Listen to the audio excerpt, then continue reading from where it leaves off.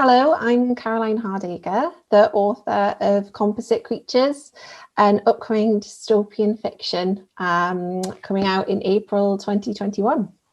And I'm Gabriela Houston. I'm the author of an upcoming Slavic fantasy novel, The Second Bell, coming out in March, also from Angry Robot.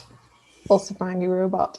And this is Bookish take, where we talk about our writing process from the very first days of choosing initial ideas right through to the end, where we talk about agents and submitting. And that's what we're talking about this week. So we're talking about agent hunting and seeking publication. So the first thing to ask, at what point did you think, okay, this is a polished manuscript, I'm ready to submit? So in retrospect, it probably wasn't quite ready. But I think at the time I was at a point where I'd been through it probably about 5 times. So I'd done my first draft, I'd done my second horrible rewrite, and then I'd been through 3 different rounds with little pauses in between of rereading it, trying to refine it, trying to get the voices quite right. And it just reached a point where I felt like I'd reached the end of my journey with it. So I felt like, one, I wasn't sure whether I could take it any further, and so it was probably the best I could do on my own after beta readers and so on. But then also I just felt it was almost like something had just clicked at that point. So I felt like this is what I imagined it was going to be. And I think it's as near there as I can get it. With the other drafts, I felt like if I went through it again, I could probably improve it. I could improve the language, I could improve something. But at that point, I did just feel like this is the point to find out. And I really, really, really, like a lot of people, was just really excited to see what a professional thought of it. So part of it was curiosity as well, just to see what they would say and what the response would be, because when I was submitting this novel, I'd never really talked to agents before. So I was braced, ready to find out. But what about you? How did you know? Well, to put it simply, I felt like I got it as good as I could without a professional's feedback, and I thought it was good enough. I mean, there were a lot of things that have changed since then, but but I was kind of ready. Maybe I was a little impatient as well, but which is quite natural, I think, to feel. But I was too. When I said curiosity, I meant impatience. That's what I meant. Yeah. So how did you go about it? Did you sort of research a lot first? I mean, I get a sense that I know the answer to that question, but oh really? I sort of did. I sort of did and I sort of didn't. So I was really impatient, and I like spreadsheets. So I started a spreadsheet. I knew there was a spreadsheet coming. Yeah, okay. I know. And I do this when I submit poetry, because I'm a poet as well. So I submit poetry to a lot of journals and books and anthologies and things. And it's impossible to keep track of unless you have some sort of record. And I did the same with agents. So I would have columns for the name of the agent, what their genre was, what agency they were at, their email address, and whether I'd contact them and whether I'd heard back. And I started researching by Googling, because it was all new to me. I hadn't been in poetry publishing, but not fiction publishing before. And it's a whole different field to poetry publishing. So I started to look up lists of best UK agents. Why not start at the top? And then looking for lists of genre publishers, because it's really important to find publishers that actually are into your sort of writing. And then did you not use Query Tracker? No, I didn't. I did not. So I'll put the website at the bottom of the video. But Query Tracker is an amazing tool for submitting to agents, and it's basically, it has pretty much all agents, US and UK side, with some Australian, Canadian thrown in into the mix, and you just you can sort of select the genre represented, and it will show all the different agents that that sort of represent that genre. And the really useful thing is, so you click on it, it will usually have links to sort of the agent's website with all their submission guidelines, which we will touch upon in a second. But it has it's just a very useful tool because it also tracks your submissions.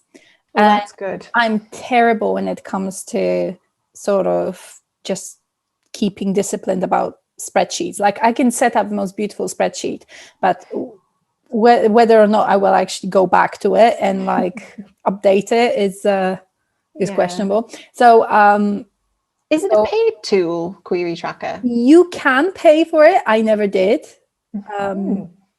I like free things. Free things are good.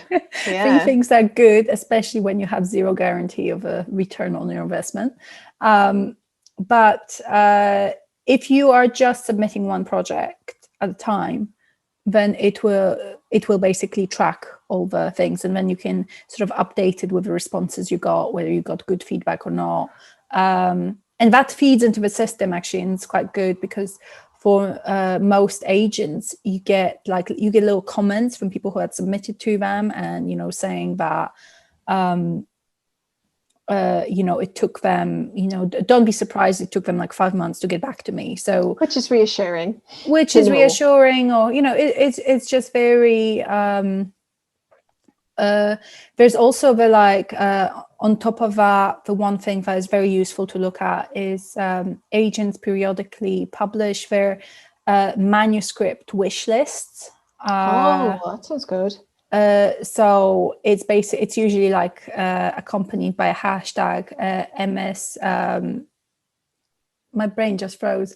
MSWL. I don't know. And it basically specifies what they're looking for within a genre. So, brilliant. There's no point in submit. It's also a good opener in your in your letter to the agent. But I find it's helpful if the offer is just for a period of time. They're just saying, I am into that kind of genre, but I'm only looking for like LGBT way plus offers, or I'm only looking, to have a take, like, I want this subgenre that you're technically right, but I'm interested in kind of Latino take on why didn't I know you like 3 years ago, and you could have told me that then, rather than going through my massive manual process of individual research? It sounds like but you like the extra work. I think I do, like, I don't think I must, because I was going to say, like, the other thing I turned to when I'd sort of looked through the main top lists, which often include the same names over and over again, and they're not all relevant to what you write. I did get a copy of this, which you can probably get in like libraries and stuff as well. So I must have, I think I got my agent in 2019. So I think maybe the next edition's like. So clearly, it's a very useful. It is. Well, there's a lot of like advice in there as well, like essays and stuff written by agents and publishers about different aspects of what they want. But the main bulk of it is there's like lists of publishers, lists of agents, and I started to go through that, and I think that's where I found mine. And then I looked them up, and then on each agent page, it does tend to tell you what sort of thing that they're interested in and whether they're open for submissions. I think this was like. Like the way you sort of went about it is the kind of traditional way of looking for an agent. I think the industry is changing very fast, and in its tremendously useful resource, Writer's Yearbook, there are things it will not catch though, which is the ever shifting manuscript wish lists. It will not catch also the very new agents. So my agent, John Baker, he is he is a wonderful agent, but I'm his first client. You know, so he would not have been included. So one thing it won't necessarily, I mean, maybe it's included in new edition, is that a lot of people, me included, find their agents through the Twitter events. So yes, Pit Mad and so on. Pit Mad, yes, and there's Pit Mad, but there's all kinds of different Twitter events. There's like a comprehensive list somewhere on the internet, I'm sure. And so basically, for those who don't know about those events, you prepare a quick pitch, like an elevator pitch for your novel, often including comparative novels, just to get give a quick feel. So you might say, you know, like Studio Ghibli / I don't know, like Philip Pullman or something. But so something that will give the agents an idea of your aesthetic, of kind of how you write. And in an elevator pitch with the relevant hashtags specifying your genre, and whether it's for adult audiences, young adults, middle grade. And agents do use that a lot. And if they basically like your pitch, then that means that they're requesting like a first 3 chapters or whatever it is. Obviously back to the website and refer to the guidelines, but that is a very, very useful tool, and it wasn't around, you know, not that long ago. So it's I think even with me, it was a bit more old school about it. It was a mix of, if I'd found somebody in their book, I would then look them up on Twitter as well and check that they were still active and check out the reputation and whatever of the agency. So it's a little bit of a mix, really. I think it's probably best to try a few things, because you do tend to have to, unless you're very lucky or your book's amazing, you do tend to try and have to chase a few different agents before you'll get one. I mean, how many did you submit to, if you dare say, Gabriela? A lot. So there's different schools of thought on the subject. So there's people who think that you should only submit to like 8 agents in each round or something, and then wait to hear from them. And I'm far too impatient for that. I can imagine. So, I mean, honestly, I haven't kept track. I would have to go back and check. But yeah, I think I was ultimately maybe about 20, somewhere between 20 and 23, 24, something like that. That is not many. I think, which is a testament to how amazing your book must be. Wow, thank you. But the truth is, like, even then, like, you have to be prepared for a whole range of responses. Like, for those 20, I think I did do it in more or less 2 batches. So 10, say I did 20 and it was 10 and 10. And the first ones, there was a couple I heard back from within a few days, and they were just standard no's. And then I started to get a few which were more tailored no's, which was really nice, because I thought, oh, they're still being really positive, and they were pointing out the really good things in it. And I thought that's always good when you get a personalized response. And then in the second round, I think by then I was starting to be a bit disillusioned, because I thought the tailored no's had stopped being as comforting, because I thought they're still no's ultimately, so there's something there. And then when I got my agent, I remember, I think it was a little bit of luck, to be honest, because I know with mine, some people have to wait quite a long time, because he gets loads. I mean, I spoke to him last week on Zoom, and I think it was on the Thursday, and he'd said he'd already had between 50 and 100 submissions that week. I've heard of people getting like 200 submissions every day sometimes. I know, it's mental. Some of the top ones. So, and I think he said he takes like 5 people a year or something. But I think I must have just caught him at a good time, because I emailed him, I remember, on a Monday night, And he replied back straight away, like an hour later, just saying, I don't even work Mondays. Like, this is crazy. Please send me more. And I thought, oh, that's a good sign, because there must have just been something in the cover letter and the email that just caught his attention. And then there's there's two schools of thought for what to do at that point, whether you tell all of the other agents that you've got a request for a full manuscript, or whether you keep quiet. And in my case, I thought I'll tell them all, because hopefully it'll urge them on a little bit more. And in my experience, it did. So I got in touch with a few more that I'd already contacted the day before, and I think a couple of extra ones as well that I was planning on getting contact with, just to say, I've already had a full manuscript request. And at that point as well, I had submitted to a small publisher just before I'd started the agent process.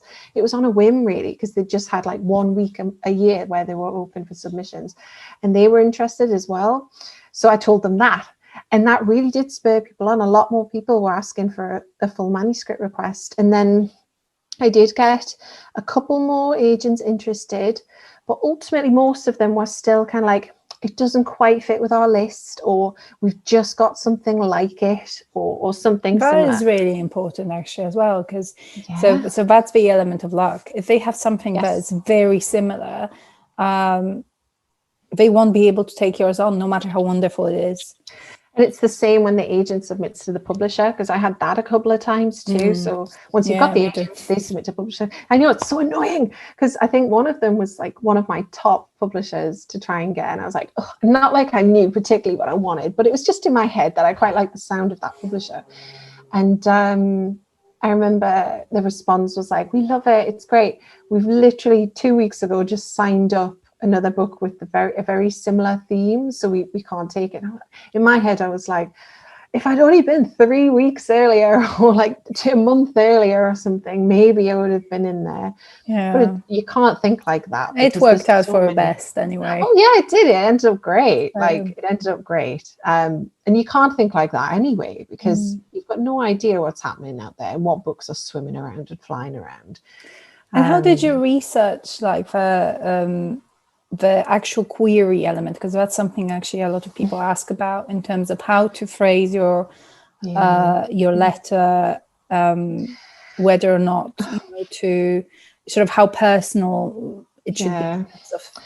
So I did do a lot of research there as well, not surprisingly. So I did a few things. So I researched just in theory. There's a lot of blog posts out there about the best way to submit to agents, but then also taken meticulous attention to what it says on the agent's page, because they all want different things, which is annoying, because you just wish you could write the one and submit it to everyone. But it's a cunning strategy on their part to make you write a bespoke application every single time. So there's the cover letter. But that's good, because it's not good from the sort of writer's point of view who wants to submit to 100 agents, but it slows you down to actually think is this the perfect agency? Is this is this something they will really be interested in? Because I think a lot of people submit with the same letter, and they submit it to the wrong people, and it's once you've been rejected by someone at an agency, just because you didn't do your research and you sent it to the wrong person, you're kind of robbing yourself of the opportunity to send it to a colleague who might love it. And exactly, cheating yourself there, totally. And it gives you an opportunity to try and get a bit of a feel for the person that you're writing to anyway. So you can try and personalize the cover letter a little bit, either change the tone to match their tone on their page, or mention a few things that you think they'll like. But then there's the cover letter, which is that they all tend to request maybe the first 3 chapters, it depends. But then there's the synopsis as well, which often they all request a different length. Somebody might say, can I have a 1-page synopsis? Can I have a 5-page synopsis? And I find writing the synopsis the hardest thing of all. It's harder than writing the actual book. I don't know why. It's just really hard. And when it came to doing that, I did really struggle. So I, in the end, asked a friend who was a writer who had done it lots of times to have a look at mine, and honest to God, it was terrible. And I think during the agent submitting process, every time I got a few no's, I would try and refine things like that, just in case it made a difference. It might not have. It might have. I mean, you know, the synopsis, it's interesting once you sort of start researching agents and what their personal sort of preferences for certain things. Like you will see there are agents who really want to see the synopsis because they want to know the end of the book, and then there's others who will never look at it until after they've read the whole book, or not at all even, because honestly, I mean, the best written synopsis is still quite boring. That's very true. So it's a functional document, right? It's supposed to kind of convey the entirety of a story. Just to sort of, you know, and if this is a document that will be used a lot later on, it'll be used when you submit to editors. It will be used when you're trying to sort of, when a marketing team sort of gets hold of your book and sort of starts to tailor things, they might like actually just refer back to it. So it's a document that will have many lives, but so you basically have to really, I think, focus with the agents. Like, I think the letter is really, really important, but nothing will be as important as a book. Well, exactly. Funnily enough, I was just talking to we were just chatting really to my agent last week, and we talked about some other things, but I did ask him a little bit about when he said how many submissions he'd had. And I guess they're all different, but I know what he was saying was that it is the book, it's the pages and the first few pages, particularly in the manuscript, that made the biggest difference. And he wouldn't reject a book which just had an awfully written synopsis and the rest was good, because we're not in the profession to write synopses for our books. Like, that's just a tool, as you would say. It's the book that makes the difference. And I think the cover letter does have a big impact as well. And how you come across to somebody too, whether you're just having a chat to them, on the phone or in person. They want to work with somebody who's nice ultimately, and who's quite flexible. And I've seen people compare it to like a marriage, where it's like, you know, the agent author relationships do break down, and for different reasons. And you know, I mean, I've had an agent before, but we ultimately, I think, wanted to do different things, and it was not a good sort of match from the start. So whereas with John, I feel like he really gets my writing, and you know, we like each other as well. So you know, it's very, I mean, like, I see him as a friend. Like, it's not to say that you have to see your agent as a friend. It's a professional relationship, and you have to make sure that, you know, you deliver your side of it. I totally but agree. It's important that you vibe on a certain level, because, you know, they have to understand your writing, and they have to understand why you're writing what you're writing and what you want to do with it. And they have to understand where you want to go with it as well, like in terms of your next books and your career and stuff. Because most agents will, you know, work as a bit of an editor for you as well, and they'll give you critique, and they'll help you with all sorts of other things. They can help you with, you know, foreign rights, selling foreign rights, or even film and TV rights and so on. But you do have to have a rapport. It makes it so much easier when it comes to looking at your next books as well, because they might have a completely different idea of where they want you to go. But if they understand you from the very beginning, I think there'll not be as many cause for surprises. I think it's a useful thing to discuss as well. If they do make an offer and you have a meeting with them, and it's something to discuss. If you have written a romance novel, for example, but you know in your bones that you want to write children's literature at the same time, it's a useful thing to figure out. Is like, will you represent me on the books that might be slightly outside of what this initial book is? you know, how flexible are you? Will I have to look for a separate agent for this? And this might turn out to be the best option for you.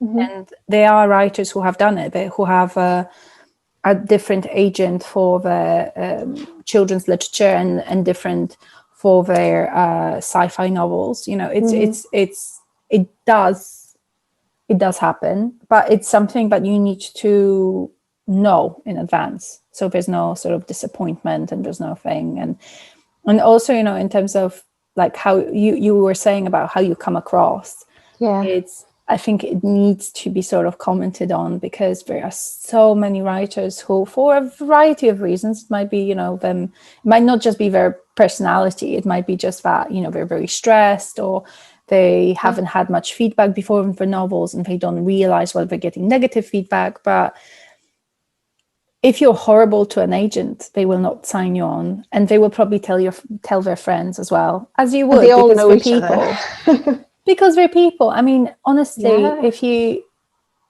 when I worked in publishing and I worked as a sort of lowly editorial assistant, it was part of my job to screen for unsolicited submissions and see if there happens to be a gem somewhere in there. There most often wasn't, but you have to sort of look through it, just, you know, just to make sure that you give it like a fair shot. And I remember I got a call from some American writer who had published things in the US before, but the rights have sort of expired, and he was looking for a new publishing house. And I kind of went through the standard sort of procedure for that sort of thing. You know, you can like send it to me. This is the information I would need to have a look at it. And I got like a torrent of abuse on the phone, but I was too lowly. I was too lowly for him to even speak to. And that he was a published author. Don't I know that he was a published author? And so he deserved to speak to at least acquisitions editor rather than editorial assistant. And I mean, honestly, I just deleted his email and, you know, put the phone down, because it's like nobody would want to work with that man again. No. It's just, and I will certainly not spend my time, you know, considering submission from someone that rude and that entitled. And Totally. And I think like sometimes, you know, agents give also like edit and resubmit request, where they say, you know what, if you fix this element of it, then send it back and I'll have another look. It's not a guarantee, obviously, that they will sign you on. Yeah. But I think part of it is also seeing whether you can take the criticism, and not the criticism, where you can take the feedback, whether you know how to edit with feedback. So totally losing my voice as well. But I mean, this is just a topic that we could just go on for ages, because there's all sorts of ins and outs of it. But I think that's actually all we've got time for in this episode. So that's been our little mini series there on submitting, and through from the initial idea to submitting. But in the meantime, you can find us online if you wanted to talk to us or follow us, or even to suggest what you might want to see us discuss next in the writing process or about the writing world. So you can find us on Twitter. I'm at Caroline H. Writes. And Gabriela, what's your handle? I'm at Gabriela Houston. It's quite easy to remember. Oh, that is nice and simple. I should have been able to guess that one. But also we do have blogs as well, so do give us a Google, or our books a Google. But yeah, if there's anything else you'd like to hear from us, do let us know, and then we'll get on with filming that as well. But thank you for listening as well, and thank you for watching, and we hope to see you soon. Bye. Bye.